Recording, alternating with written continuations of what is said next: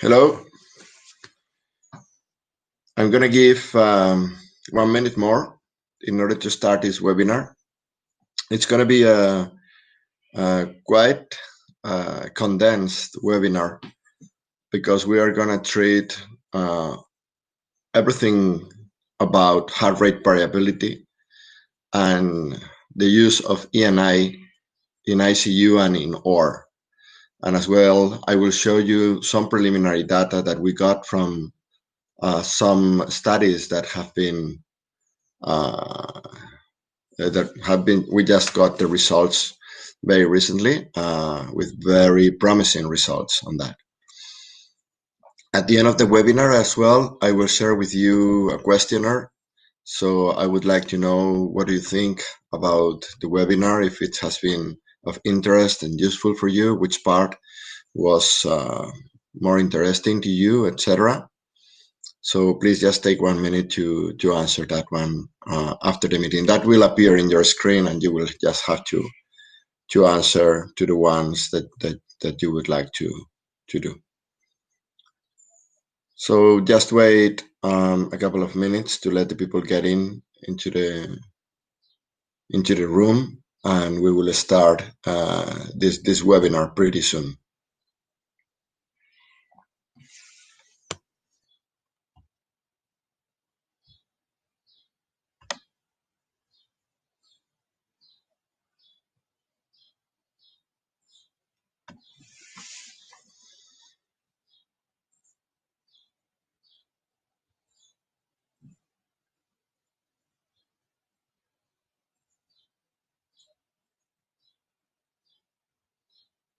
Okay, so I will let the rest of the people get in, and we will start a webinar. Basically, we are a quite a small company that has made some big things thanks to our CEO Fabian Pañez, which a lot of people will already know from you. We are a French company that it was born in a garage, but now we are all over the world, and a lot of doctors and hospitals are using our monitors, not only in the operating room, but as well on the ICU settings, on palliative care as well, even dentists, etc. So it's a very interesting technology. And we will go through the basics of it and the benefits that it can get. One of the things that you need to know is that this technology is going to break a paradigm. It's already breaking a paradigm. So before we were thinking about the importance of pain and nociception, etc., and this monitor is really enhancing and changing the mind of the doctors regarding to these issues, and we are going to see that as well. But the first thing that I want to tell you is that we are going to be the authors of a big change, and that change has to be done thanks to spreading and story. So this is the reason why I want to share with you this small video.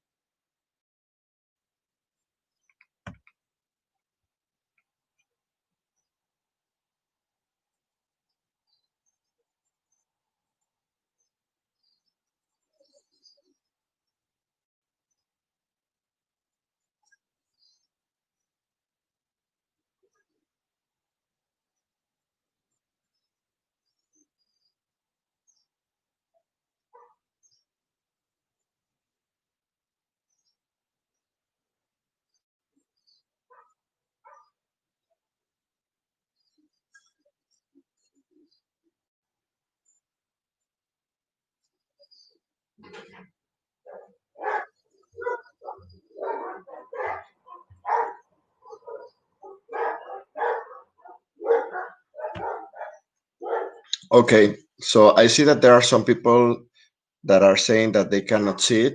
I really recommend you, if you are able to connect your computer to directly through a cable to your internet connection, and don't rely that much on the Wi-Fi. That will make the experience much better. There is a couple of videos more. Anyway, what this video was saying, that there is nothing more powerful to unite people and to change the mind of the people than a good story. And we really have a good story. It's a very simple story. Our story is this one, is our core message, which says you have to measure your autonomous nervous system in order to control surgical stress and enable to improve the outcomes of the patients. So before we were thinking that pain, and even pain was called the fifth vital sign, right? And we thought that pain was probably one of the most important things to control. But in fact, pain is just a consequence of not controlling well the surgical stress and the autonomous nervous system reaction. And if you control your autonomous nervous system of your patient, so you are able to avoid that stress, then the outcomes of your patients will be really good and will improve. So these three parts of the message, very important, which is measure the autonomous nervous system in order to take control of the stress, which can be surgical stress or physiological stress or whatever, psychological stress even. And if you do so, then you will improve your health and your outcomes. And this is going to go all through the lecture today. So which is the burning platform? Well, the burning platform is what I already said, is stress. Surgical stress, physical stress, psychological stress is our main enemy. It's our energy consumer. Is what we need to really control or to take under control. Because life is about energy. Life, in order to exist, has to have this energy. He has to capture the energy and he has to use it in order to defend itself from the different threats that it's going to find. This is the reason why there is a system that is called autonomous nervous system, that is the one that is managing this energy and is saying that they will invest this amount of energy in order to grow yourself, or you need to invest that amount of energy in order to defend yourself. This is the sympathetic branch, the one that will defend you, and then you have the parasympathetic one, the one that will expand you, will make you grow, will make you happy if you want. We have a part which is anabolism, and we have another part which is catabolism. The catabolism part is the sympathetic part, is the one that is gonna use the energy in order to defend you. And the parasympathetic part is the one that is gonna use the energy in order to expand you and to make you grow. And this is the balance that we have to maintain. This is why I put here the yin and the yang. We need to keep this balance between the sympathetic and the parasympathetic.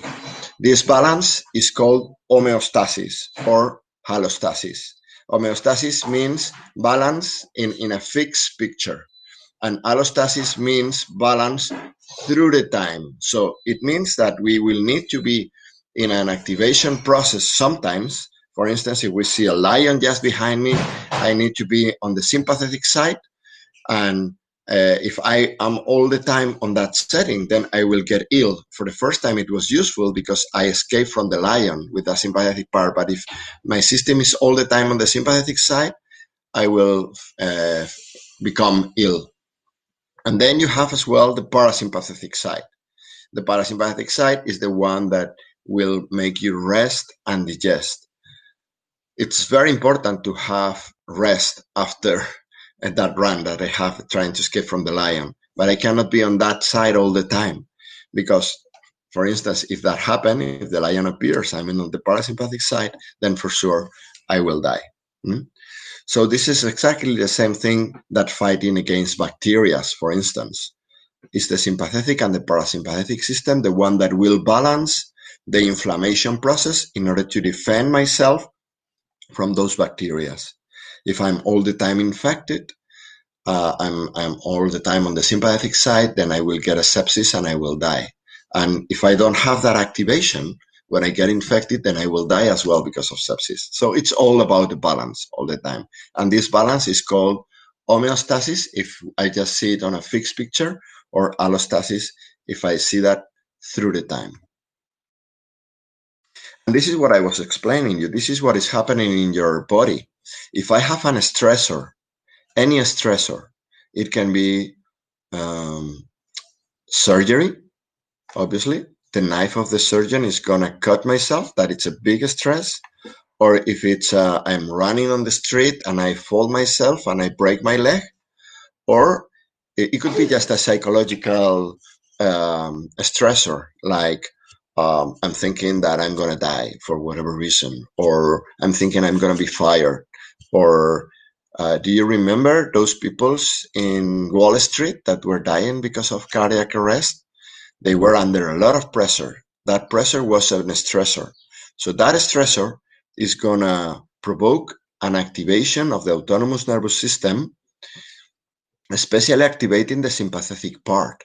There is a lot of adrenaline and cortisol and hormones that are going to activate my metabolic activity in order to defend myself.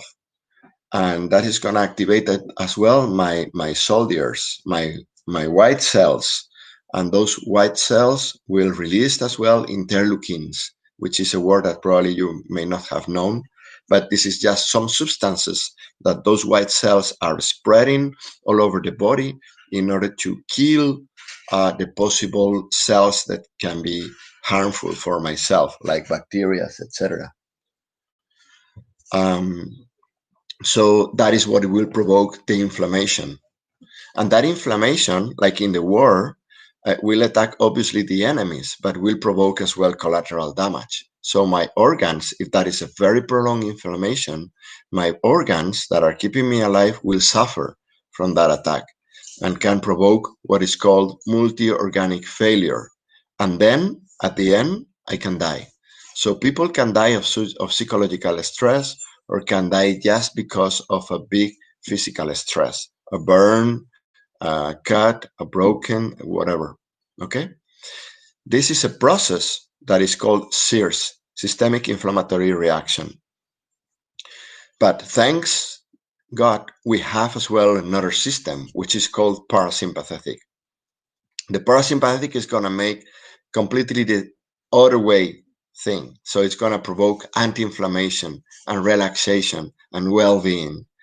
So when there is the activation of the sympathetic, immediately I will have as well the activation of the parasympathetic in order to maintain that balance that we were talking about, right? What is called the homeostasis or allostasis. And if I am fine and my body is healthy and my autonomous nervous system is powerful, he will be able to activate the sympathetic in the way that it has to be done, and the parasympathetic in order to not compromise my body and defend myself and protect myself. Okay? But if it's not, then I will not be able to react on the sympathetic side, or I will not be able to react on the parasympathetic side.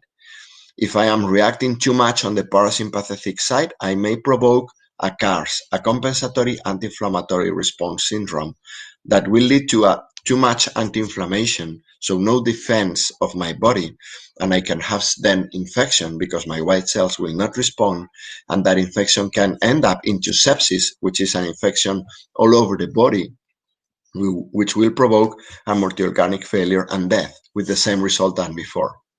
So you see that what we have to maintain is a balance between the two systems, and that is maintained if I have a healthy autonomous nervous system. So as you may see now, stress is the burning platform, is the devil that I presented to you before, because stress can provoke all this. These all are studies that are telling you that stress and inflammation is linked to postoperative pain, for instance. There are some studies as well that are talking that fibromyalgia is provoked as well because of this big inflammation or this big stress. Stress is related as well to cancer. Catecholaminergic, as you can see, catecholamines can provoke the growth of cancer, of tumors. As well, Interleukin-6, which is one of the inflammation factors, is directly related as well to neurocognitive disorders. So Alzheimer or all these problems that elderly people and frail people may have may be related to these issues. Stress is directly related to mortality as well. People who go under surgery are not well treated. That surgical stress, that inflammation part of the sympathetic system, have more chances to die than those that have been treated well. So it is very important. And as you see, the autonomous nervous system is the one that is managing this stress. So it is very important to measure what is happening with that autonomous nervous system in order to help him to go in the right direction that it has to go. And this is something that we already know. It's been the portrait of magazines like National Geographic or Times. Stress and inflammation are the silent killer, are the ones that are killing the people. This is what I was telling you before. The brokers in Wall Street were dying because cardiac attack due to this continuous stress, chronic stress that they were having, that was provoking inflammation and attacking the veins and the muscle of the heart. So what we have to do, obviously, is to measure the autonomous nervous system in order to know where are we. We know, obviously, we have seen that the stress is very harmful, and it's very harmful because it's provoking this inflammation. This general inflammation can attack the different organs and can provoke these damages and these problems. Everything is fine until now. In any case, I will lead a question time that we can answer later on. Okay? So we go to the second part. So the second part of our story, I already make like a preliminary thing, which is the burning platform. What is happening in reality? I mean, during anesthesia, pain doesn't exist. What exists is the surgical stress and the changes in the autonomous nervous system, what is called this surgical stress, is what is damaging the patient. Pain only exists, and we will see that later on, if the patient is awake. We can only perceive pain when we are awake. Who here has gone to sleep with a toothache, and when he gets asleep, suddenly the pain disappears? I understand, and it's very clear that it's very difficult to go to sleep when you have a toothache. But if you get asleep, then pain disappear. It doesn't mean that what it was provoking the pain disappear as well. What means is that your cortex is asleep, so you cannot perceive pain. But as well, obviously, there is all those processes in your body that are still going on, which is not pain, it's surgical stress, we can say, or physiological stress in this case. So this is the reason why we have to measure the autonomous nervous system. And I would say that the best way to assess the autonomous nervous system is the heart rate variability. And this is something that was already said by a document of consensus of the Cardiologists, US Association, and European Association, saying that heart rate variability, and I will explain you now what heart rate variability is the best way to assess the autonomous nervous system. And as we said before, the autonomous nervous system is the system that is managing your life. Obviously, heart rate variability should be the fifth vital sign and not pain. So heart rate variability is a process that we think that appear. It's just an hypothesis. It's something that just appeared when we were living in the environments with very low oxygen. We were talking about energy, right? And where do we get the energy? We get the energy with oxygen and with glucose. We oxidate the glucose with oxygen in order to obtain ATP, which is a molecule where we store our energy, okay? So we need oxygen and we need glucose. And what happens if, because we are pluricellular individuals, so we need to have a pump that is expending energy. to send the blood to those lungs that are going to obtain that oxygen and send that to the rest of the organism. So that pump is consuming oxygen, right? It's consuming energy. What happens if the amount of oxygen that we are trying to get is not enough, even just to compensate the expenditure of that energy that my pump is doing? So I have to make a system that will just expend energy when I'm going to be able to get oxygen, and will not expend that energy when I'm not going to get that energy. So this is what the autonomous nervous system is doing through two nuclei in the brain that you can see on the image here. You can see here, let me put this. So you can see the nucleo ambiguous and the nucleo accumbens in the brain that are managing when the heart is going to beat and when the heart is going to stop beating, not exactly, but a beating is slower. And it's going to depend if I have oxygen or I don't have oxygen in my lungs. So when I'm in inspiration, it means that I'm getting oxygen in my lungs. So my nucleo ambiguous will let the heart beat faster to send the blood to the lungs to recover, to gather all that oxygen to be sent to the rest of the organisms and the cells in order to make that oxidation of the glucose. But when I'm in expiration, obviously I'm not gathering more oxygen, so I have to decrease the amount of energy that I'm expending. So I'm going to beat slower in this case. And that is going to be driven by the nuclear accumbens. So if you see this, in fact, we can measure those distance between R to R, and we will be able to realize how those two nuclei are working. The solitary tract nuclei is really connected with the ambiguous and the accumbens. And this is one of the most important nuclei from the autonomous nervous system. And I put the pointer here because I want you to realize that our monitor is a brain monitor, because we are looking at what the autonomous nervous system is doing, managing by those two nuclei. So with our monitor, with the Eni monitor, we are going to assess the distance between R to R in order to see how these two nuclei are working. We have some baroreceptors on the terminal bronchus that are detecting stretch receptors that are detecting when that air is coming into the lung because they are expanding. So we detect that, and that information is going through a nerve that is called the vagus nerve. And it's the vagus because, do you remember, it's the parasympathetic. The parasympathetic is the rest system. That's why it's vagus. In Latin, vagus means lazy. Okay. And that information will go up into the ambiguous and the accumbens, and depending if he's detecting more pressure or less pressure, then they will send the signal to the sinus node in the auricula, in the heart, and will tell, hey, go faster. You got oxygen in your lung, go slower, you don't have that, okay? So what we are gonna do then is to measure those distance between R to R.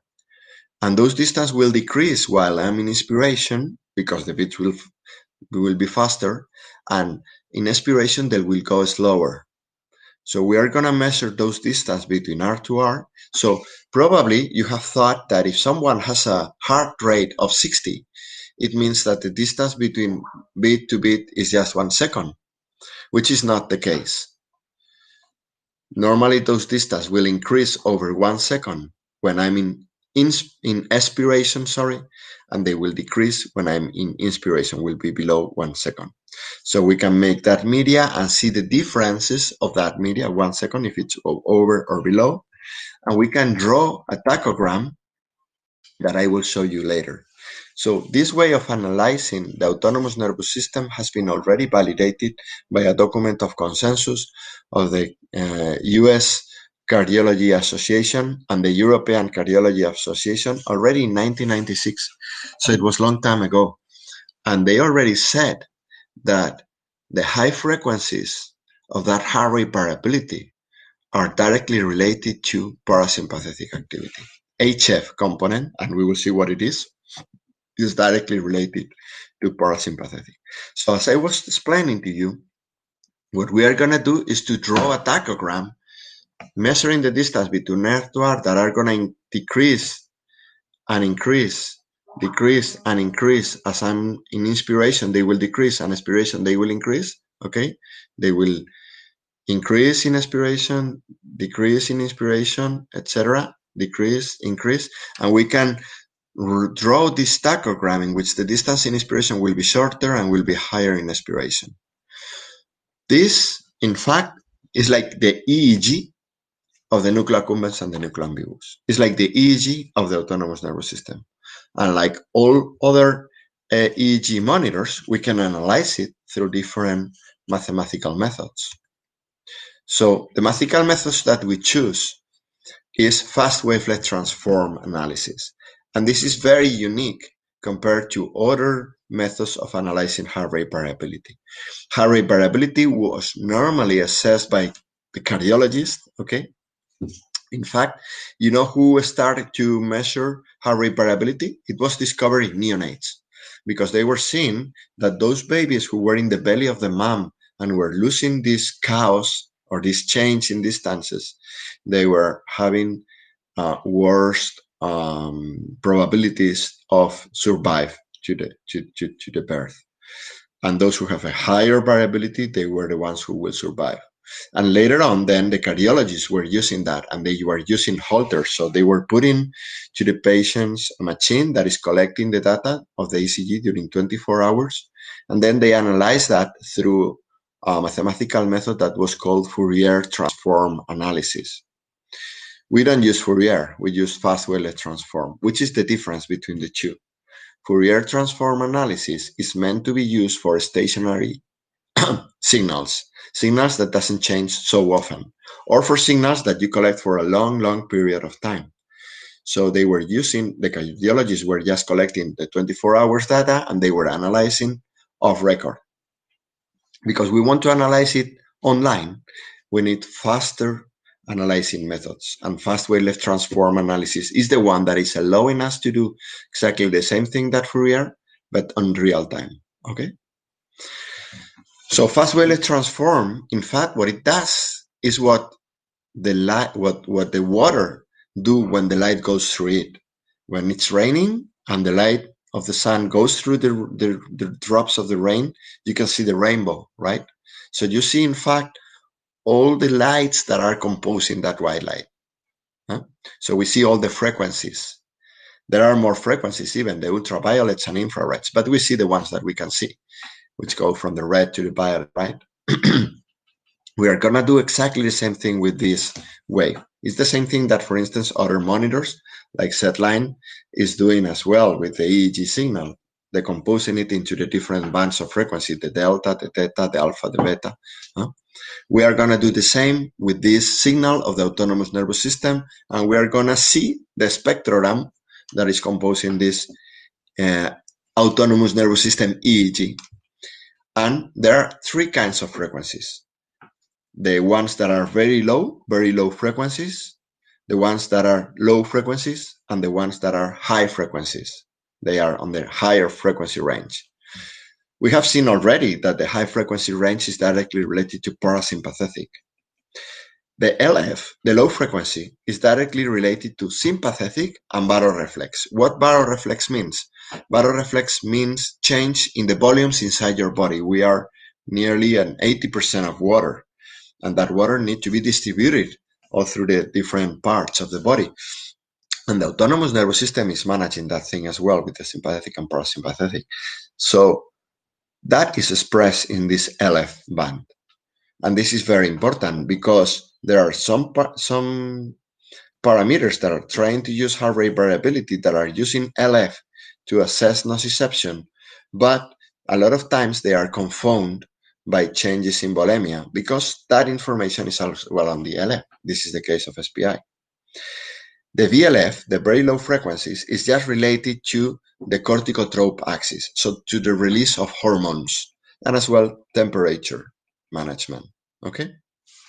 So the only band which is pure to parasympathetic is the HF. So we don't have any artifact, anything, if we look at the HF. So we're going to filter out that HF band.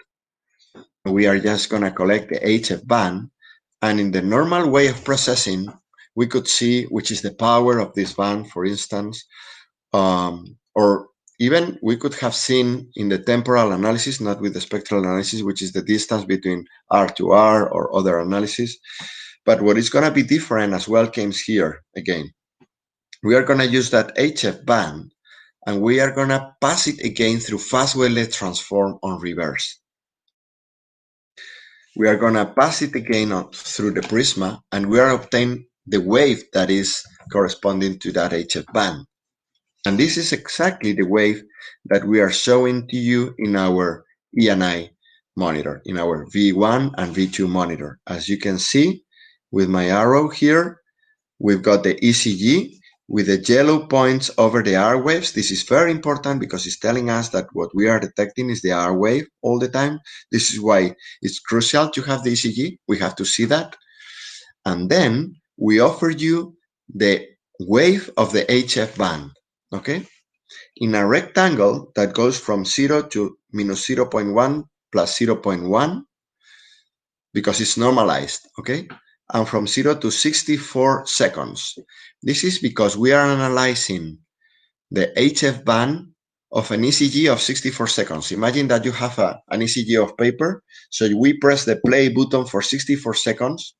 We cut that paper. We measure the distance between R to R. We do our tachogram of 64 seconds. We pass it through the prisma of fast wavelet transform. We obtain just the HF band and we pass it again through fast wavelet transform on reverse. So we obtain now the wave of the HF band of those 64 seconds. So what we are going to do now, this is why we call it a graphical measure. We are a graphical measure. So what we are going to do now is to analyze the area under the curve of this. In another way, we could say, which is the percentage of occupancy of that green net? With just some training, you will be able to tell you directly, just looking at that, which is more or less the percentage of occupancy. Now I would say that it's occupying like half of it, right? So it would be like a 57% of occupancy. So the ENI number is not exactly the amount of occupancy of just those 64 seconds. What we are going to do is just to press 1 second more. In this one is 57. We press 1 second more of the ECG. We get that 1 second more and we put it with the 63 previous seconds. We made the same calculation and we obtain another number, for instance, 44. And do the same how many times? In fact, we do it nearly 1 minute time. In fact, it's 56 seconds time. So we divide it by 56 and we obtain the media of those previous 56 seconds. And with the orange, we do it again another 56 seconds. So it's like 100, nearly 2 minutes, okay? That's why we said that the yellow ENI is 1 minute delay and the orange ENI is 2 minute delay, okay? But if we add those 64 seconds previous, we have to add another extra minute, okay? So more or less, this is the delay of the yellow ENI and the orange ENI. The yellow ENI, it's a more rapid and more instantaneous index, will change more rapidly, but what will change very rapidly and instantaneously to the actions of the surgeons will be the green net, okay? Every second that change and it's telling you what is happening in real time on that autonomous nervous system. So when the surgeon is going to start his incision, and if there is not enough analgesia on the patients, the first thing that you will see, even before the ENI dropping, you will see the green net getting narrow because the distance between R to R are getting narrower, the variability is getting narrower, okay? And then you will see the yellow ENI, the instantaneous ENI, falling down because it's a media of 56 seconds. And then the other one, which is a much more stable index because it's much more promediated. will change. So the yellow ENI is the percentage of parasympathetic in the last minute, and the orange ENI is the percentage of parasympathetic in the last 2 minutes. This is very important because ENI is not a complex index, it's not a created index. ENI is a measure of the autonomous nervous system, the same measure than the amount of glucose that you have in your blood, or your age, or your weight, or your pulse oximetry. It's a real measure. If the ENI goes up, it means that the percentage of your parasympathetic system compared to the rest is going up. If your ENI is going down, it means that your percentage of parasympathetic is going down. Okay. Another very important value is here. It's called energy. Here it says 0.09. It's very low. The physiological values of energy goes from 0.05 to 2.4. But in an awake and healthy patient, those values will be between 0.9, 0.8 to 1.4 in an awake patient and healthy patient. If that patient is asleep, the anesthesia will blunt the amount of energy that you have, which means the amount of autonomous nervous system that you have. Do you remember that we said that autonomous nervous system is managing the energy? In a way, it's this thing, okay?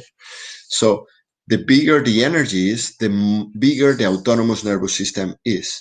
The smaller the energy is, the smaller the autonomous nervous system is. So, as I said, the energy values, physiological values, goes from 0.05 to 2.4, but in a healthy awake patient, you will have from 0.8 to 1.4, 1.5. In a frail patient awake, it will be 0.3, 0.4. In an anesthetized patient healthy, it will go to 0.3, 0.4. And in a frail patient, when I anesthetize him, it will go below 0.1. Those patients, there are already articles, are very likely to have hypotensions due to the low amount of energy that they have. Okay, the autonomous nervous system is not able to cope easily with the stressors, so cannot really sustain that balance in your autonomous nervous system. In a way, I always compare it like the amount of money that you have in your bank, right? If you have a lot of money in your bank and you have a problem, then you will be able to solve it easily, right? If you don't have that money, then you are in a big problem. This is what happens with your energy, okay? And the ENI, in fact, is just the percentage of that energy that you are expending on the parasympathetic side, okay? Okay, so more or less, this is the screen of the monitor, and I'm realizing and emphasizing that we are a measure. We are giving you energy. His units, it's milliseconds, and the ENI value doesn't have units because it's a percentage, okay? It's not the total amount of parasympathetic, but the percentage of parasympathetic, of the autonomous nervous system that is parasympathetic. I want to tell you as well that we are already being integrated in very different other monitoring companies like Massimo. In the root, we have the Mog9, and you can see the yellow ENI, the orange ENI, and you can see the energy value as well. We have as well a contract signed with Mindray, which that model will be released quite soon. And we've got as well some other OEM agreements with other companies like Atom and etc. And the energy, this is what I told you. The energy is the size of the cake that you have. It's the amount of money that you have in your bank, okay? Our energy is not exactly what is called total power, and it's not exactly what is called the SDNN value. SDNN value is a temporal measure of the autonomous nervous system through the heart rate variability, and the total power is a spectral analysis. But it represents exactly the same thing. It's the total amount of the autonomous nervous system available to defend yourself against the threats that you're going to find. As I said, we are a measure, and here you have the confirmation. This is the comparison that we made in order to submit our monitor to the FDA. So our monitor is available in the US. We have FDA clearance, as many other monitors doesn't have. And we are directly related to HF-nu, to the high frequencies normalized. So basically, whatever you read regarding HF-nu, you can, obviously we have to demonstrate it as well with our monitor, but you can say or think or hypothesize that it will happen as well with the ENI. Okay, so Eni is measuring the percentage of parasympathetic, and it's proven.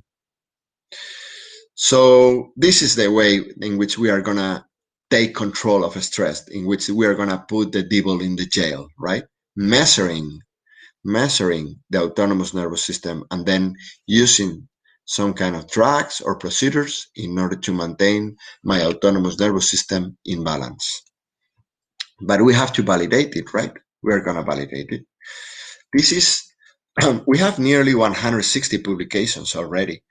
But I would say that with just 2 publications that I'm gonna show you, you will be able to demonstrate that ENI is very useful.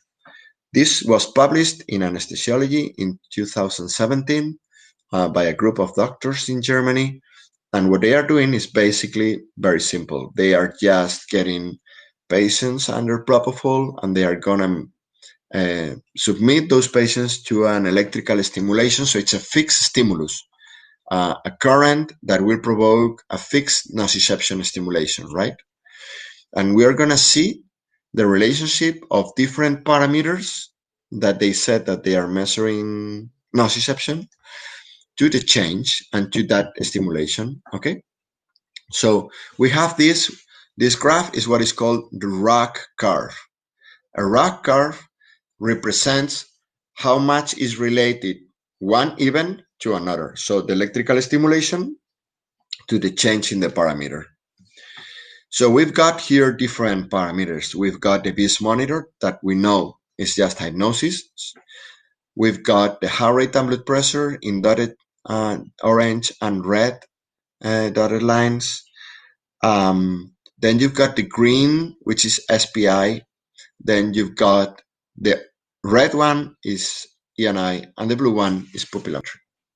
So we're going to make a tetanic stimulation with patients with propofol and intracutaneous stimulation, which is very similar to an incision with propofol as well.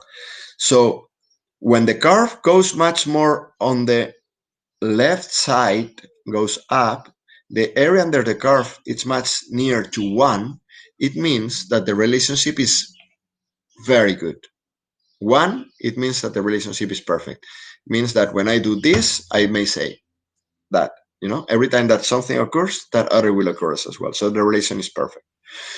And when you are here on the diagonal, the relationship is 50%, is 0.5. So you have the same chance of having the event than throwing a coin, okay? So the BIS monitor obviously is on 0.5 because BIS monitor is not looking at nociception, it's looking at hypnosis.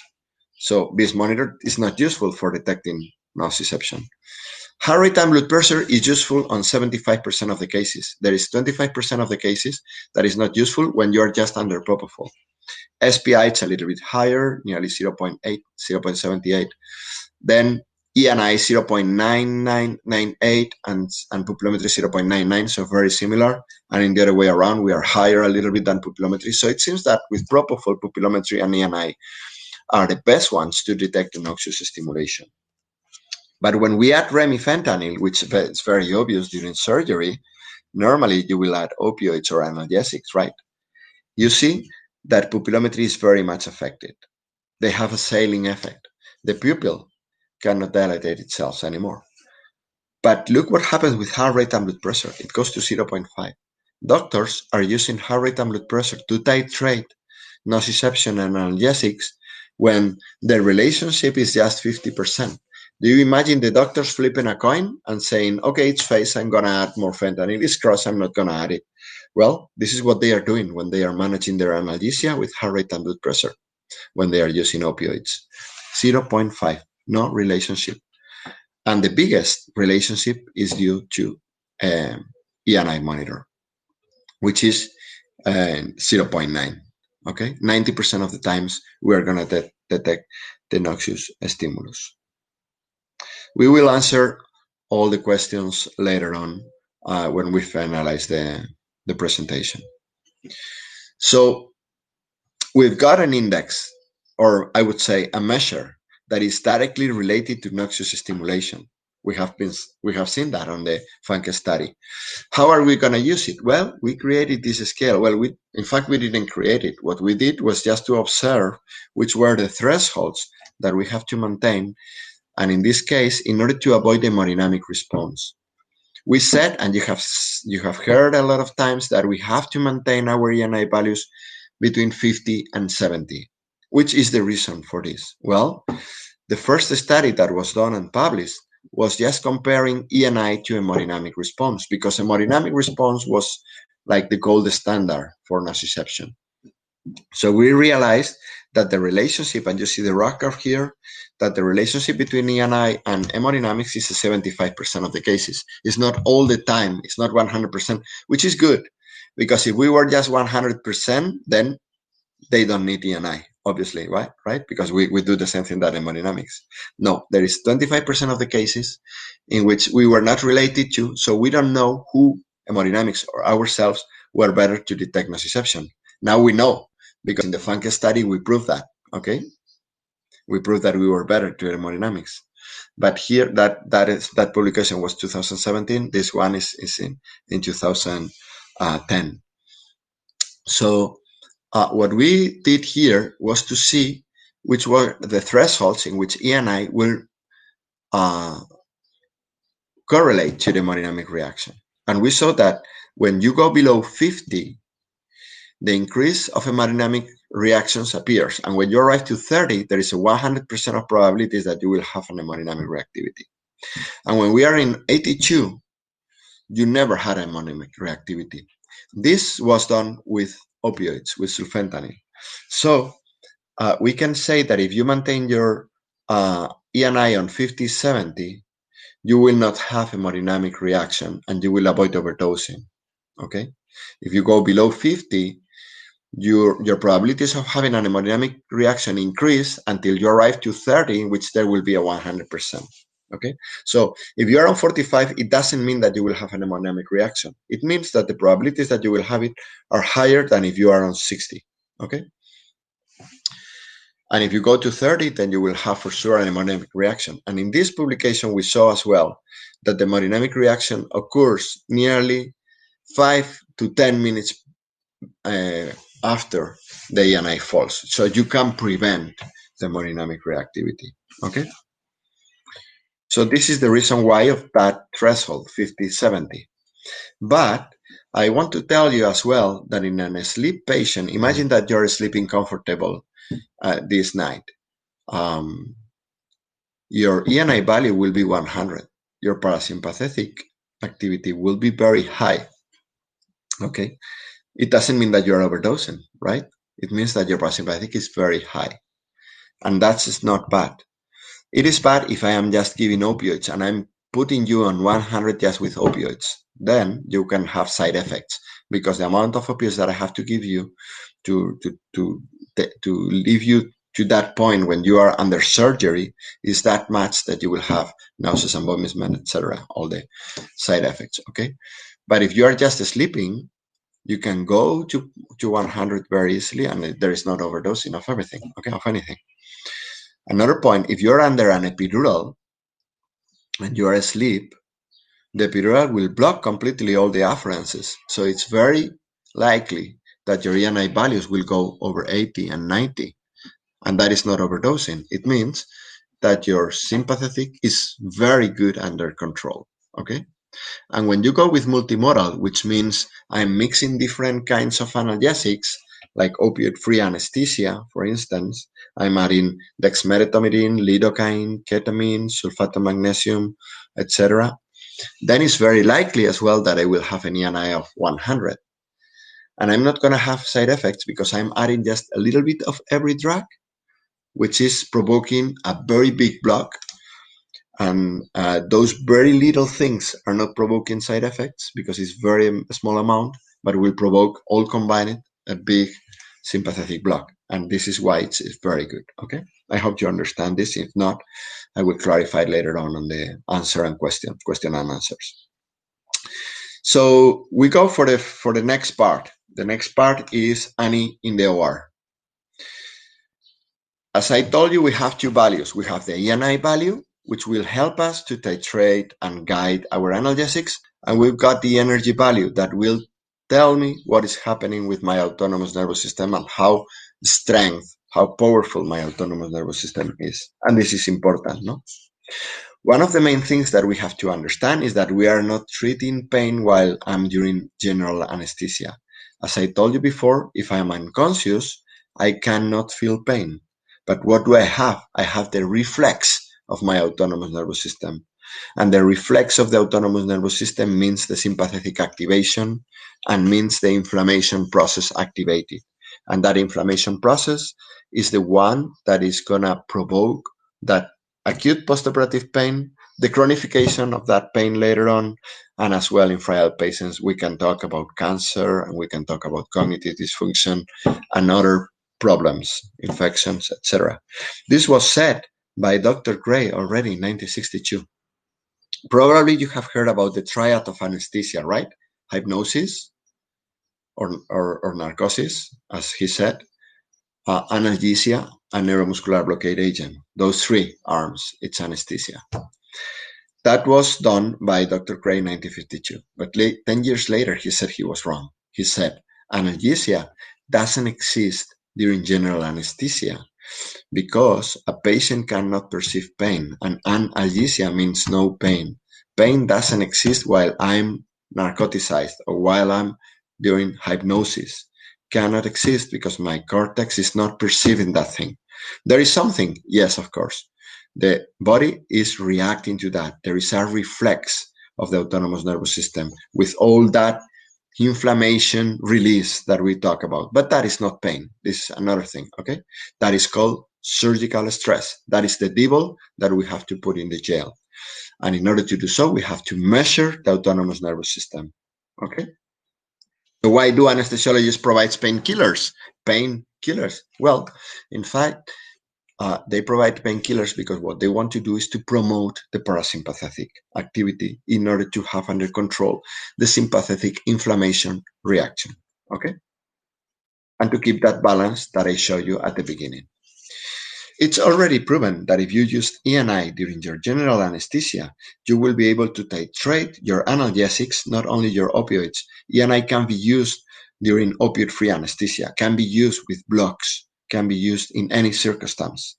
And when you titrate your analgesics, then you will be able to improve the outcomes of your patients because you will know and that detect the etiology of the hemodynamic event. So you will know if that hemodynamic event has to be treated with analgesics or not.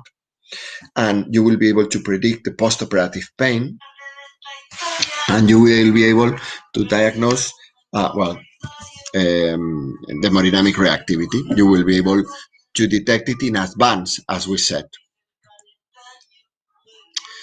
So we are going to be able to predict hemodynamic reactivity. This has been proven by several articles. There is one from Boselli, but this one is from Mathieu Jean, is one of the first ones that was published. And it says that if you are, what I told you, with a ENI value lower than 49, then the probabilities of having an hemodynamic response increase very much until you arrive to 30. And it will happen in the next 5 minutes. So you have 5 minutes to react and to add the right drug in order to avoid to have that hemodynamic reaction. One of the examples that I normally do is if you have two anesthesiologists in the OR and one is looking at the ENI and the other one is looking at the hemodynamic screen, you will see that the one looking at the ENI is doing things, is administering this drug, is decreasing the etc., while in the hemodynamic monitor, everything will be very stable. The other one will not be doing anything.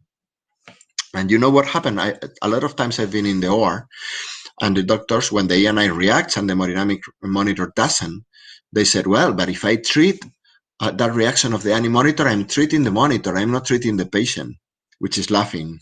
What happens is that they trust much more on the hemodynamic monitor than the ENI. Why? Because they have been doing anesthesia with the hemodynamic monitor for ages, while the ENI is the first time that they have it in there, right? But the ENI is much more precise and much more sensitivity, as we saw in the Funke study, and it's faster, as we can see here.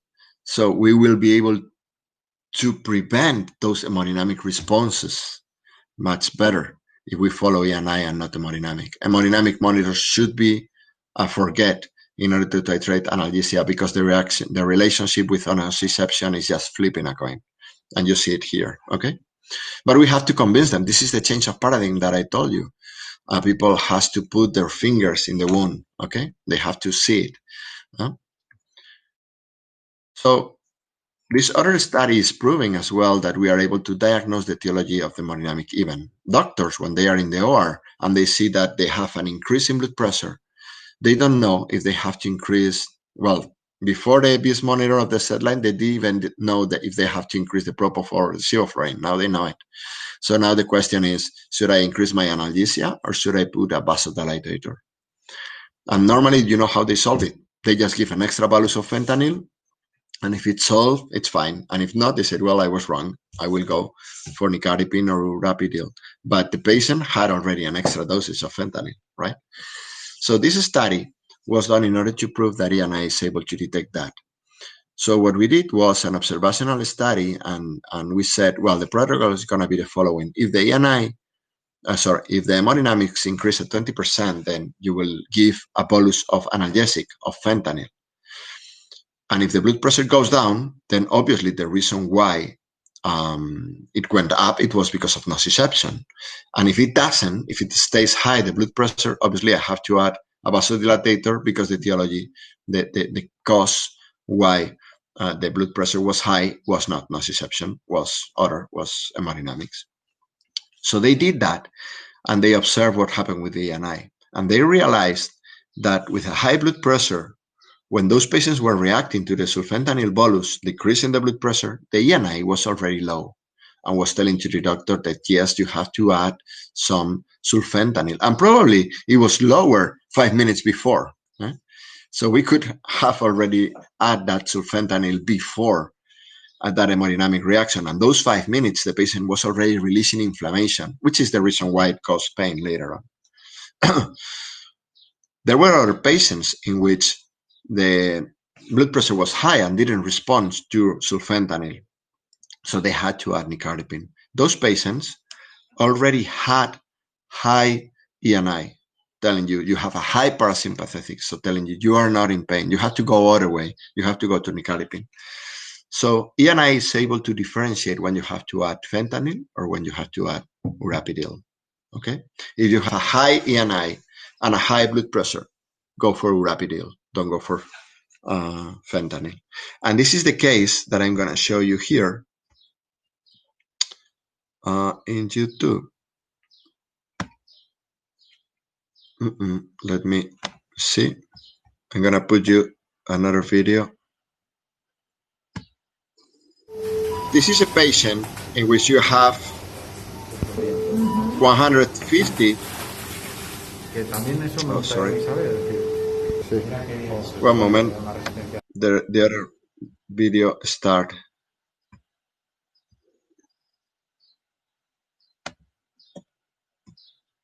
I'm gonna go for the right one.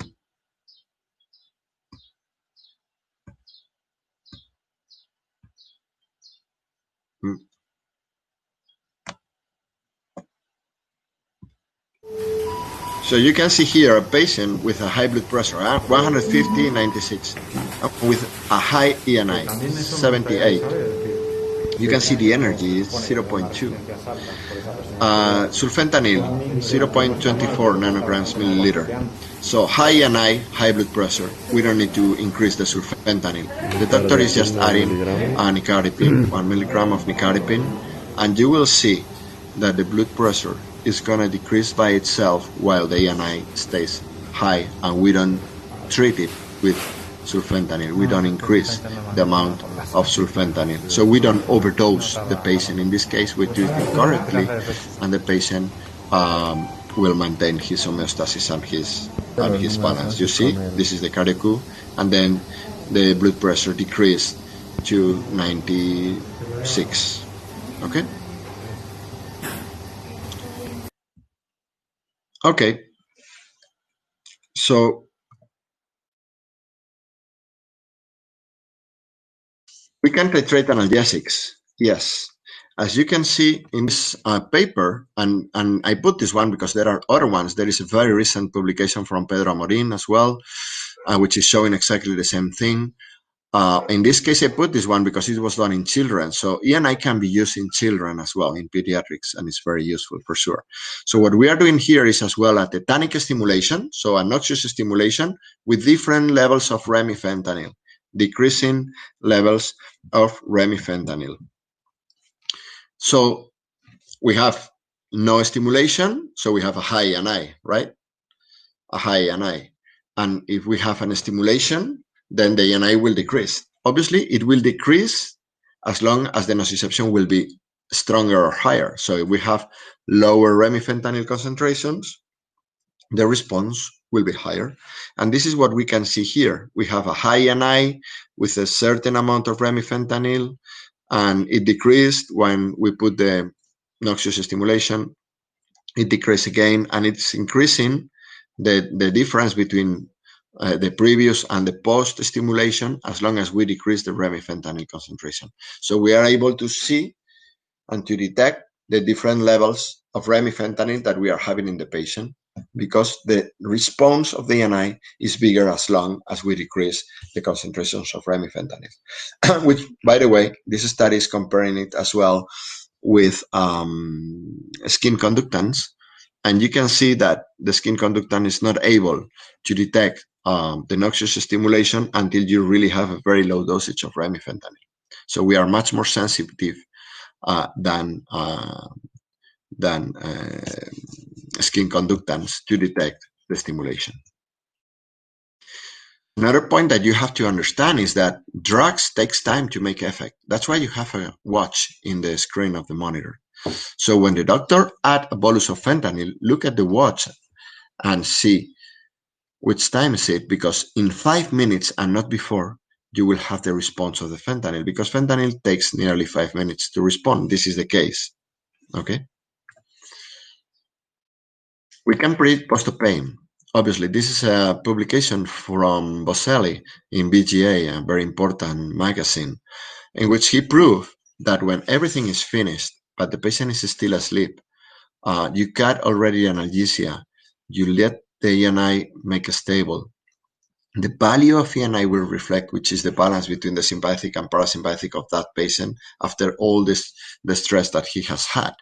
And if that balance is over 50, it means that the patient is already on the parasympathetic side. So there is not that much nociception on the patient. So the patient, when he will awake, he will have a value of NRS score, which is a value of pain, 3 or below 3. It's you know that NRS is a scale that goes from 0 to 10, and 3, it's no pain, 3 to 5, moderate pain, from 5 to 7 is severe pain, and 7 it's extreme pain. Okay, so no pain if your ENI value is below 50 before awake. You have to have as well into your mind which kind of analgesia you give. If you just give remifentanil, that moment or that circumstance will just last 7 minutes. If you add fentanyl, you will have nearly half an hour without pain. If you got morphine, you will have 6 hours without pain. Okay. So thanks to that, we are going to be able to improve the outcomes. And that was proven. And this is the second article that I told you. So if you have to have in mind Funke and Upton study. With those two studies, you really will solve any problem. This one was published as well in 2017 in Anesthesia and Analgesia, and was spinal surgery with sevoflurane and fentanyl. What they did was very simple. One group guided with ENI, trying to maintain it between 50 and 70, and the other group just guided by hemodynamics. And they look at the NRS scores afterwards, post-operatively. They realized that the group guided by ENI had scores of 3, as you can see here. 3, 4, so no pain. So this was the reason why the amount of fentanyl given postoperatively was very low. While the other group, the hemodynamic group, had values from 5 to 7, so near to moderate severe pain that has to be treated immediately with fentanyl, that you can see in the other graph, right? So they show, due to this amount of postoperative fentanyl, they were having more nausea and vomit, they were having more shivering, 23% more shivering, 28% more antiemetic drugs, 4% more naloxone use, 1.8 less pain, 30% more opioid consumption. So that means money because it's more time on the reanimation. And as well, the most important thing was that when they look at the amount of fentanyl given intraoperatively, it was the same amount. So, which is the reason why if I gave the same amount of fentanyl in the two groups, I get that very different outcomes. Well, they look at how the fentanyl was administered, and they show that in the Eni group, the majority of the amount was given in the first 45 minutes, and it was given in smaller boluses of 25-50 micrograms, while in the other group was given boluses of 100 to 125 every half an hour. In the Eni group, you can see in the graphs here in colors, the Eni group was able to maintain the Eni values in higher values than in the other group. The authors conclude that they were able to detect the noxious stimulus much better than with hemodynamics, as Funke already proved, right?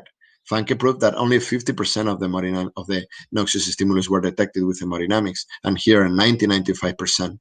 So that's the reason why we were able to detect the noxious stimulus and treat it immediately, avoiding the neuroinflammation, the neuromodulation. So what we were talking before, the sympathetic response, the activation of the inflammation, which is linked, as we saw before as well, to postoperative pain, to chronification of pain, and to other problems like we talked before. Okay. So this is a very interesting video that I'm going to show you because you will see that when you do a demo. This is a low ENI value, 40, with a good energy, 0.3 in a patient that is under anesthesia, but very low blood pressure, 80/46 with a media of 58. We should maintain the blood pressure over 65. With a Vis value of 47, so the patient is well asleep.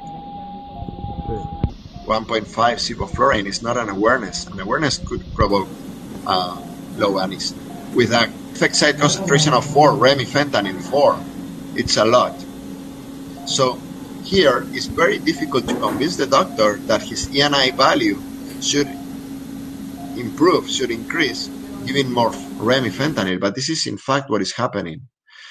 How would you convince him? Well, I will show him the Funke study, which is telling them that the hemodynamics only are linked to nociception in a 50% of the cases, while ENI is linked in 90% of the patients. And I will show Upton study because it will tell them if you follow the ENI advices, not the hemodynamic advices, you will get a 3 in NRS scores instead of 5 of NRS scores, and you will use 30% less fentanyl postoperatively, you will not have nausea and vomit, etc. So this is what we did. We just add, because he didn't want to increase remifentanil, but we add some lidocaine.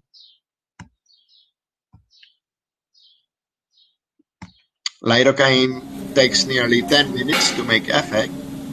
So we put the lido, you see the lido signal there. We maintain the remifentanil concentration. We didn't do anything. We didn't change anything. Just add lidocaine in a slow boluses, 44 as a Vis monitor, so stable.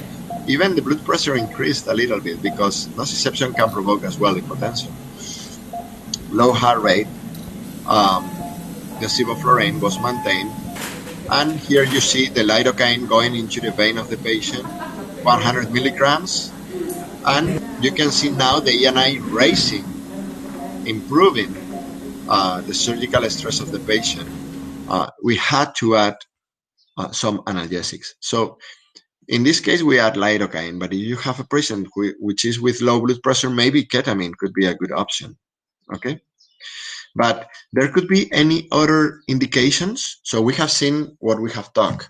We have seen the ENI guiding analgesics, but we talk about as well energy value, right? And the energy value is what I told you. It's telling me how much money I have in the bank, in the autonomous nervous system bank, how much big is the cake, okay?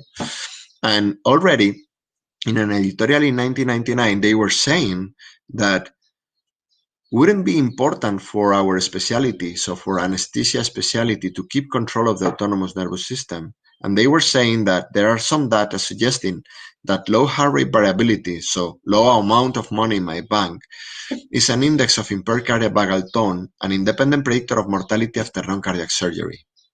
So energy value can be used in order to assess preoperatively the patients, in order to detect the frailty of those patients.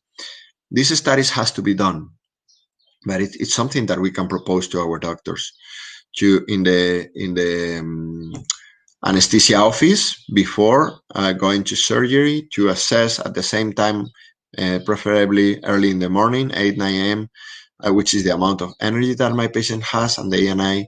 And if the energy is very low, to see and compare it maybe with SOFA or other scores of frailty, and to see the outcomes later on, because there is a lot of publications relating total power, so energy, and HF-NU to mortality in the patients.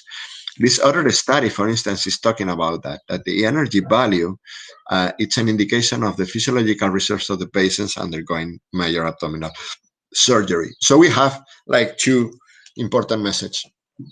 One, the one which is proven, mainly, well, supported by 150 publications, but I would recommend just to keep in mind Funke and Upton study, okay, which is very good. And then this other approximation, this other hypothesis that needs to be developed, saying energy value, it's a very important value that if it's very low, it's an indicator of frailty.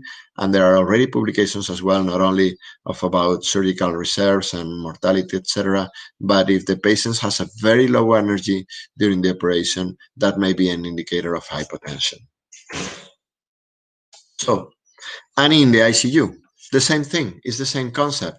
I mean, what you have to keep in mind is that ENI is a measure of the autonomous nervous system.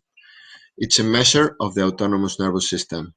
And the value of energy is the one that is going to tell me how powerful my autonomous nervous system is, and the value of ENI is telling me which is the percentage of that amount in the money that I'm expending on parasympathetic, which means anti-inflammation, no surgical stress, if you want.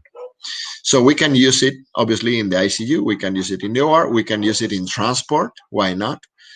We can use it everywhere, just taking in our mind this thing, no, in palliative care, etc. We are going to be able to titrate the analgesics as we have been doing in the anesthesia department in the OR in mechanical ventilated patients. All mechanical ventilated patients need to be sedated, and especially they need to be analgetized in order to provoke the synchronization of the ventilator to the patient, in order to provoke that the ventilation drive of the patient will be decreased and the patient will synchronize with the ventilator. The ventilation, it's a harmful process. Some people may tell you that it doesn't hurt, but having a tube in the throat, it hurts. And inflating your lungs when you are trying to restrict it, it hurts. Okay? So, yeah, we have some studies already performed in the ICU correlating some scales of pain with ENI with very good results. The BPS scale, for instance, is one scale that is helping the patients, helping the doctors to detect the amount of nociception that they have.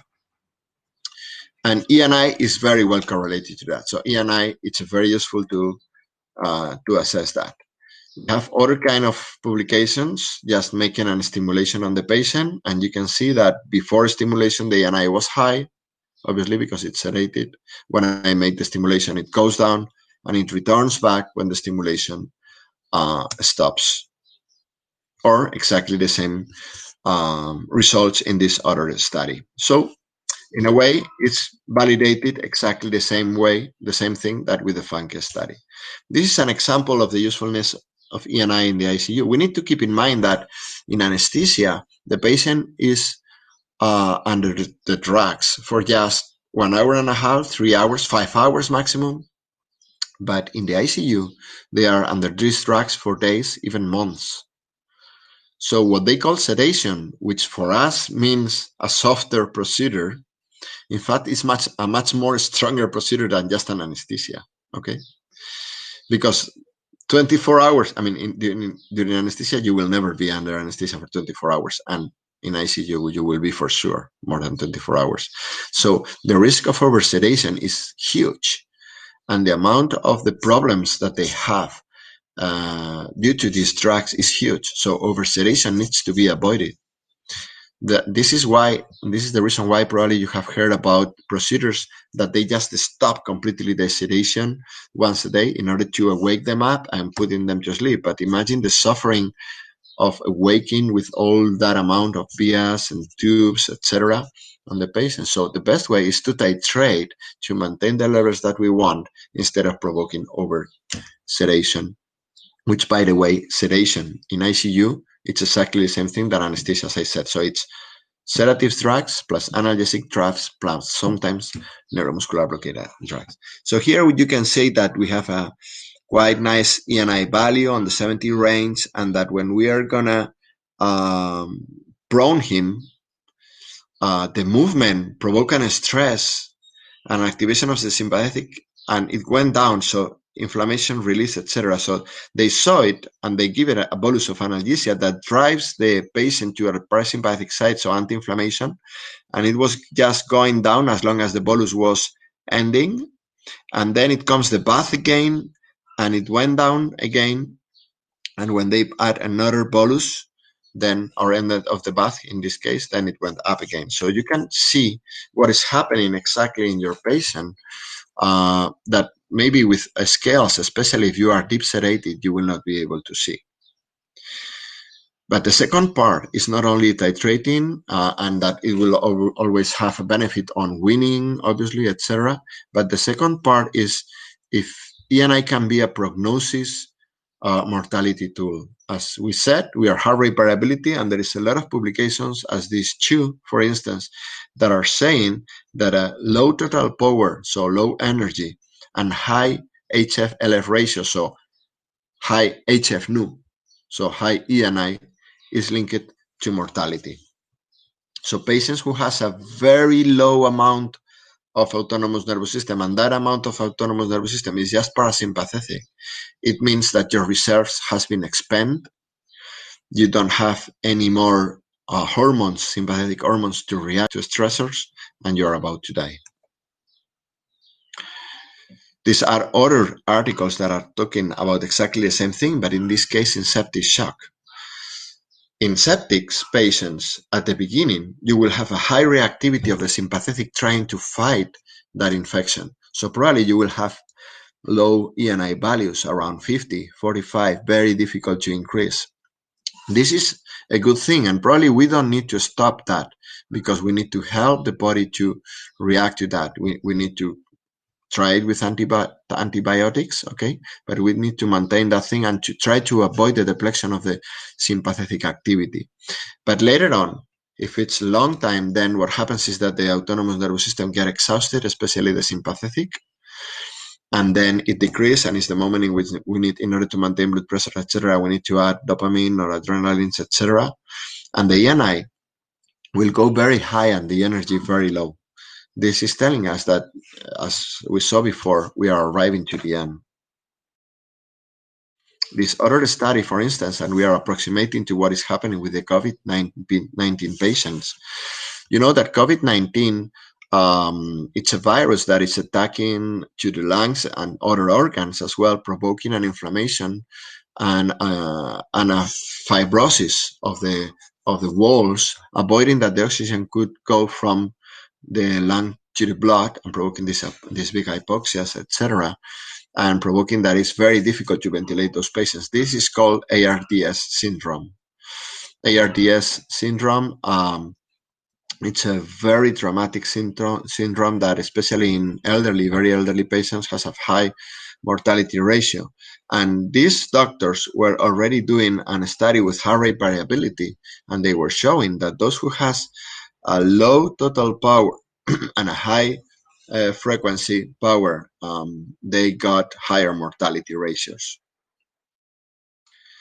Heart rate variability can be used as well to assess which is going to be the result of the weaning in the ventilation. Those with lower heart rate variability were having a more probability of failing the weaning process than those who had a higher.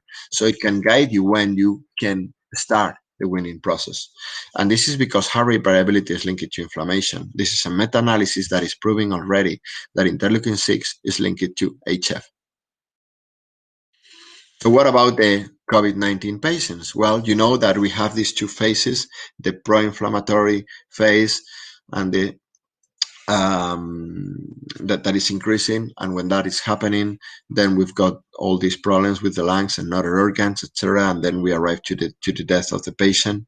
So taking into account all these ideas that we have seen already published in Hospital de Móstoles, we have conducted a trial that will be published very soon. We have the preliminary results here that I'm going to share with you. This is a very short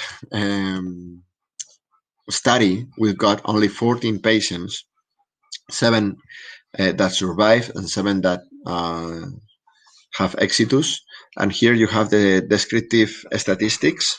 We take into account, obviously, all the ventilation parameters. We take into account the sedatives and the analgesics that they were given. We took the energy values and the ENI values. And we show in the general population that the ROC curve is nearly 1. It's not 1, but it's very nearly 1 in order to detect which patients are going to die and which are going to survive.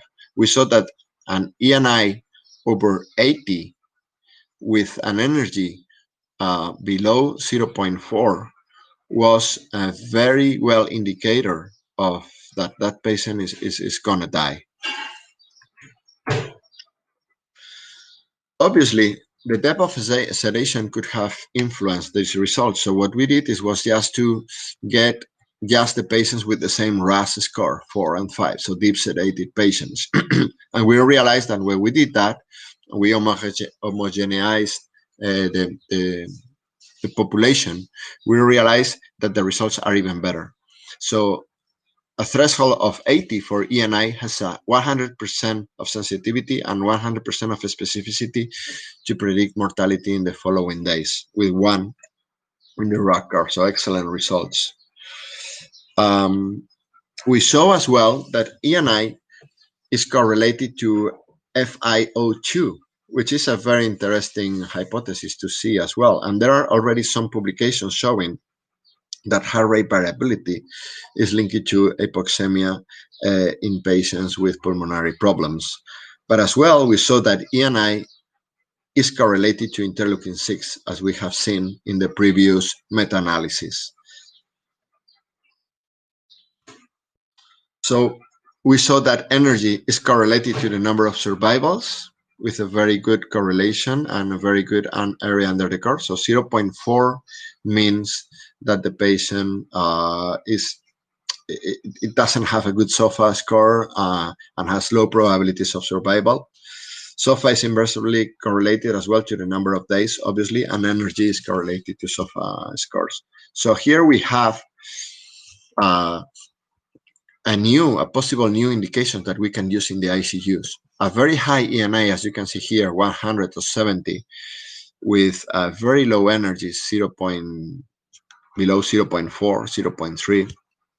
The patients have very low probabilities of being alive in the following days. So this takes us into another situation, another idea, which could be the treatment. So probably, and as we have been talking, the autonomous nervous system has been exhausted during this sympathetic activation, and we are arriving to a moment in which we have to supplement this. So could it be possible that a supplement, so avoiding anticholinergics in the early phases will help the patients? Obviously, adding these catecholamines as well obviously those antibiotics, etc., which are needed. Could it be useful as well to modulate, trying to modulate the vagus nerve? And there are already some ongoing studies with electrical stimulation, for instance. There are some devices that you will put in the vagus and you stimulate them. Could it be possible, as well as in this study that talks about the voluntary activation of the sympathetic nervous system through ventilation, that we could modulate as well this inflammatory and anti-inflammatory response? In this last study that I'm showing to you, which is a very interesting one, these are patients that has been trained into a ventilation process. It's what is called the Windhoff Method, and it's as well with deep in cold water immersions and with specific ventilations. They were training to manage their sympathetic activity, and they went into the ICU of Leiden, and they got LPS intravenous. There were two groups: one they were not trained and the one that they were trained. So the one that they were trained, and all of them, they got LPS, they were able to manage their sympathetic activity. They were increasing their sympathetic activation. They were looking at the interleukin-6 and their neutrophils, etc., and they were increasing, and they were able to maintain the symptoms of that infections, of that LPS infections, compared to other group that they were not able to. So there is here another door that maybe through ventilation we can modify and modulate the inflammatory response of the autonomous nervous system that could be useful for the patient. So take-home message, this is just my last slide, and I cope those 1 hour and a half, all those subjects.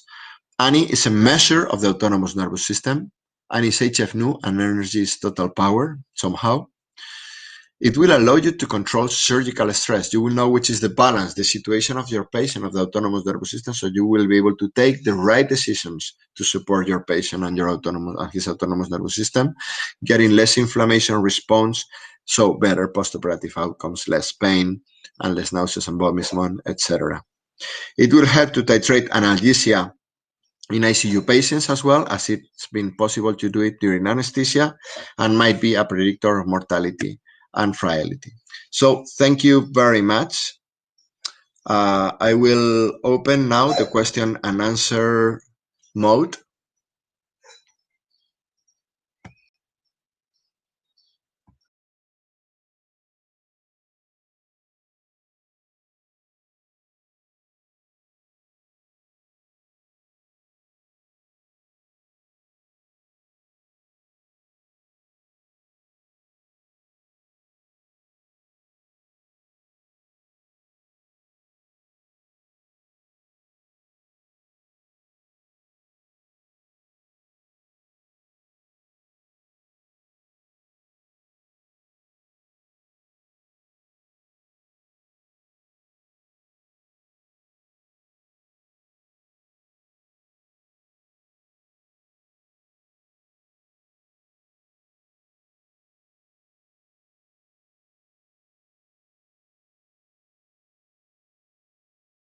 So is there any question?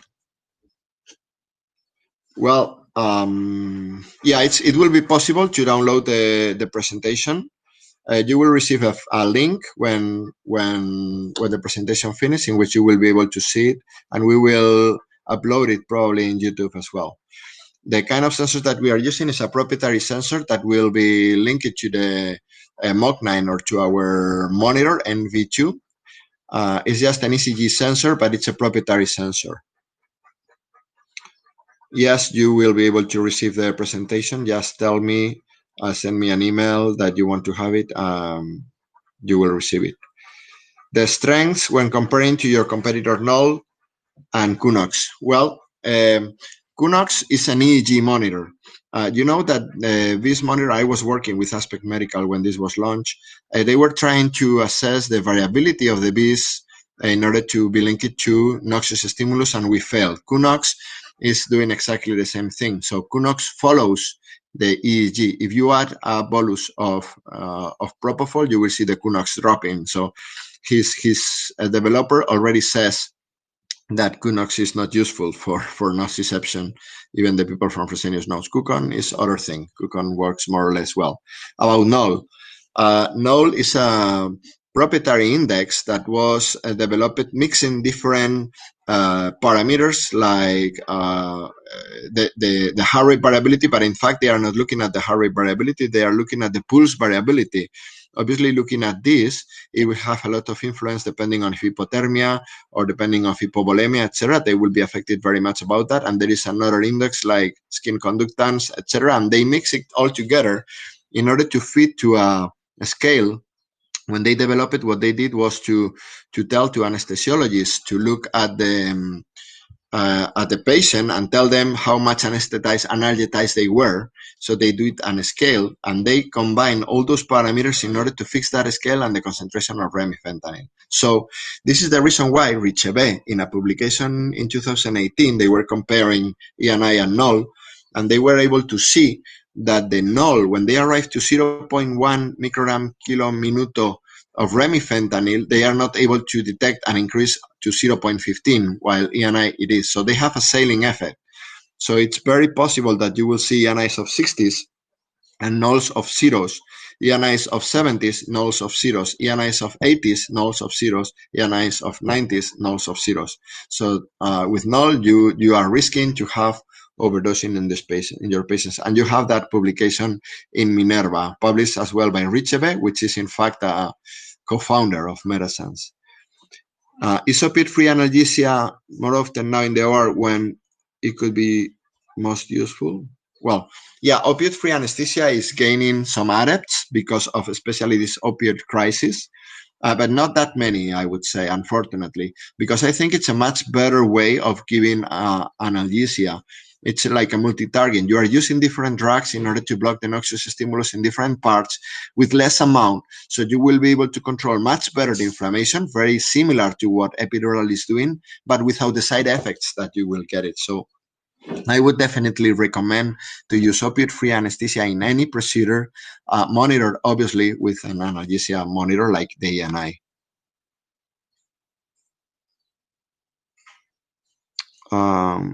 What's more?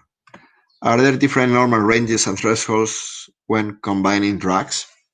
Well, this is what I said. In fact, and the good point is that we are not a combined index. We are not a developed index. We are a measure.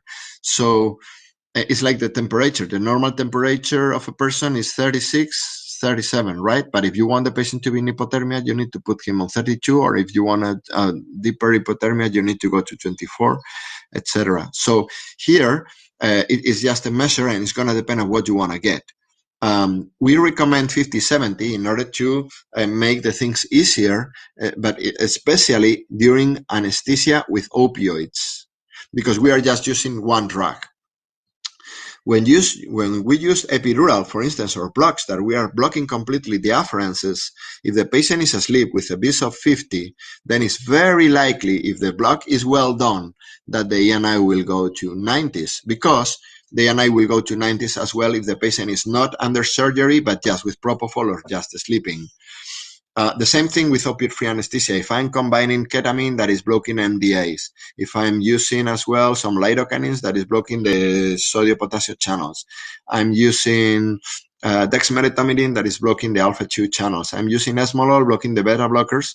So all those blocks in very different parts of the noxious pathway is making that non-noxious stimulus will pass until the brain, the midbrain, and provoking a reaction, which is very good for anesthesia. This is what we want. We want that the anesthesia will be like it didn't happen, right? So because we are getting that with very small amount of each one, we will not have any side effect of anyone. If we just use one of those, I mean, if we just use sulfentanyl, or if we just use dexmedetomidine and we try to block it in a way to arrive to 100, then the amount that we have to give is so much that we will have the side effects. This is the reason why. So more in ICU, different coma etiologies affect different parts of the brain and are in different severity. Could studying the autonomous nervous system activity help or assess the central nervous system affectation and possible outcomes? For sure. This is another proof. As the most important value that ENI has is this one, is that we are a measure. So if that will affect, if we have any kind of problem that it's affecting the autonomous nervous system and is provoking that the sympathetic will respond a lot, we will see that on the ENI, or the other way around. If we have a problem which we are not able to support the blood pressure, etc., because the sympathetic is completely blocked, then we will see that as well on the ENI value. What a specific recommendation for use of ENI with the opioid-free anesthesia, the Belgian technique? The Belgian technique, which I must say is Jean Moulier, right?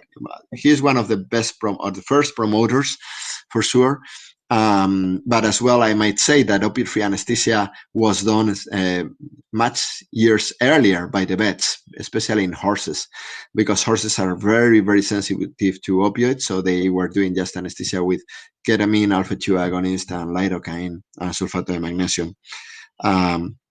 The recommendation, obviously, is for me to put separate drugs, not to put everything, the Muli mix, which is to put everything in one bag. I would avoid that thing. I would put 1 pump for lidocaine, 1 pump for dexmedetomidine, 1 pump from ketamine, in order to control each of those drugs, because if I put them all in the same one, if I increase or decrease, I will be decreasing 3 or 4 drugs at the same time. First, I will use pumps, not the ones of volumes. I will use the ENI.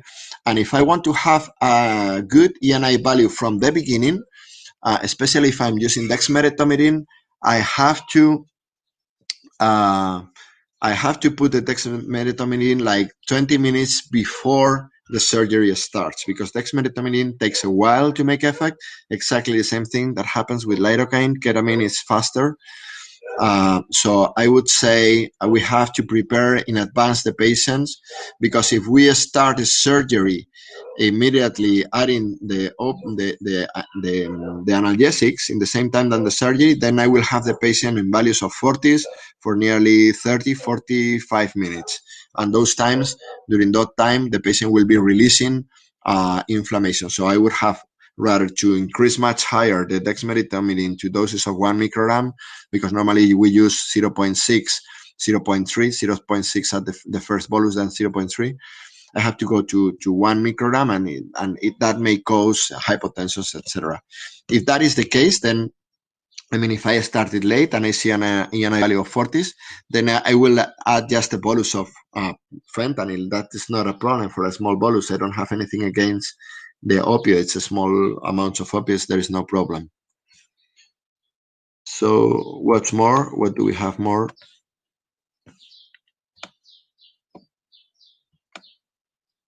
I think that's the last one.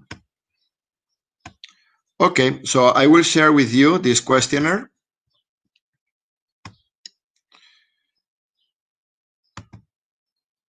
And you can answer them, please. That is very useful for us in order to improve these webinars, that we will like to go on with that, with different themes, etc. If you are so kind to answer them, I will be very happy.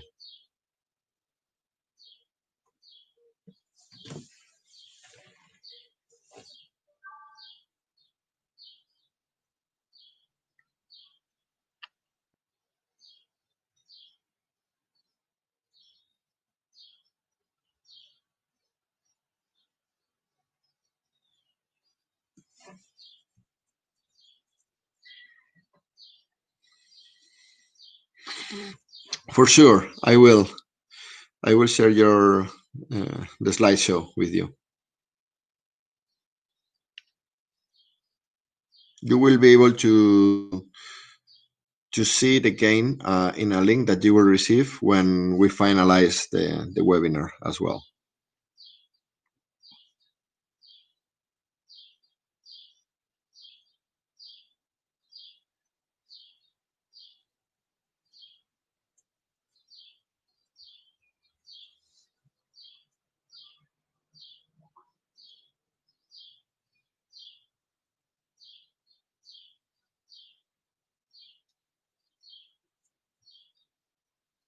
Yeah, this is a very interesting question. One day, discussing with one distributor, said, well, it's difficult to get this technology in. And I said, yes, you're right. Well, two things. And I said, yes, you're right, because when you're in a demonstration, the doctor, the problem is that, as Protagoras said, we are the measure of everything. We are the center of the world, no? And unfortunately, it's not true. So what happened is that when you go into a demo with the doctor, and the monitor behaves as the doctor was expecting, so he was saying, okay, you're doing fine, everything is fine, and it doesn't make him change anything, everybody's very happy, because they say, well, the monitor works and perfectly shows what I was saying. But you know what? He doesn't need it, because the monitor already showed that he is doing perfectly fine, which it may happen once. If you do another anesthesia with him, he will see other things. And this is the problem, because when the doctor see that the monitor is not telling what he is thinking, like for instance, in the video that I showed you before, low blood pressure, low heart rate, but the ENI telling you need to add more, this is the moment in which you have to sell it. The monitor cannot defend himself. As I said, the monitor is silly and it's only showing you what is happening. But the problem is that the doctors doesn't believe what the monitor is telling. And doesn't believe because they have been trained in a way in which they said you have to maintain the hemodynamics in these circumstances. So you need to know at least the Funke and the Upton study, and to let them read this paper is the only way. Or to have someone that is able to defend the monitor, because unfortunately the monitor cannot talk. So this is the main reason. It's because it's a monitor that will change the mind and the practice of the doctors, you know? And this is always difficult, but it's apassionating and really interesting. This will allow you to be, instead of in front of the doctor, besides the doctor. And when you get that, then it will be very helpful for any other product that you will have, because you will have become a consultant much more than a salesperson, Well, what we can do for receiving the presentation is that maybe you can just write down your emails and I will send it to you, or we can do other thing. We have all your emails, so we will send the presentation to all of you. Our sales manager in charge will send you the presentation to all of you.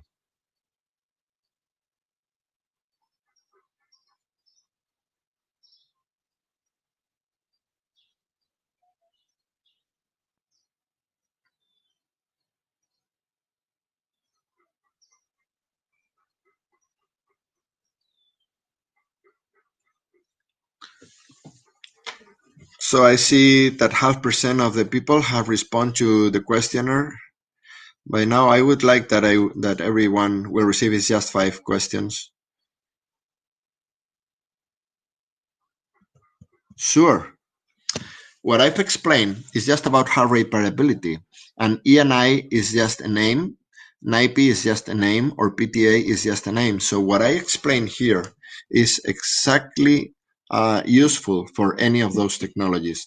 In fact, there are a lot of papers already talking about heart rate variability in neonates to assess mortality and other things, So for sure, NIP is very useful.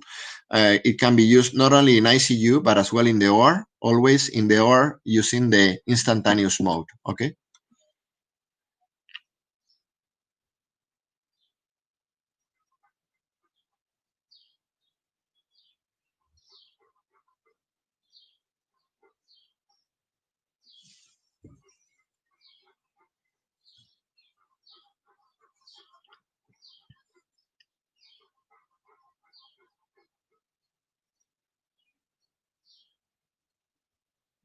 Any other question?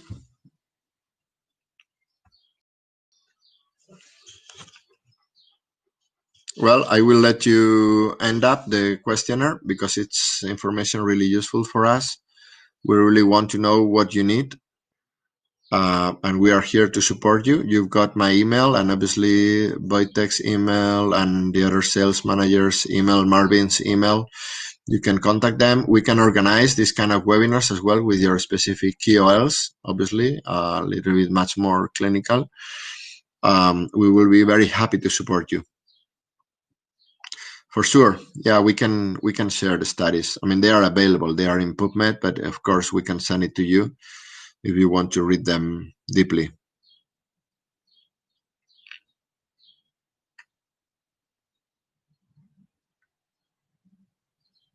If it's okay, I will send you the presentation in PDF format so you can have it, and it will not weigh that much.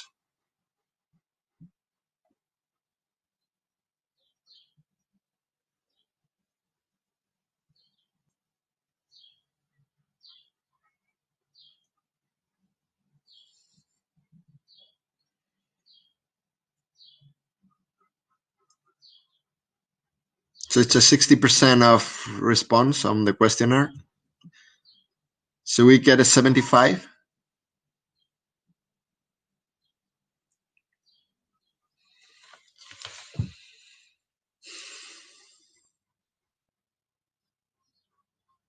Yeah, I mean, I'm in love with this technology. You might know that heart rate variability has been implemented as well in Apple Watches, for instance, or there are some applications on Samsung and iPhone, etc., that you can measure your heart rate variability daily in order to tell you if you can train harder or not. And as well, they are using it as well in order to detect the possibility of having the COVID-19 infection.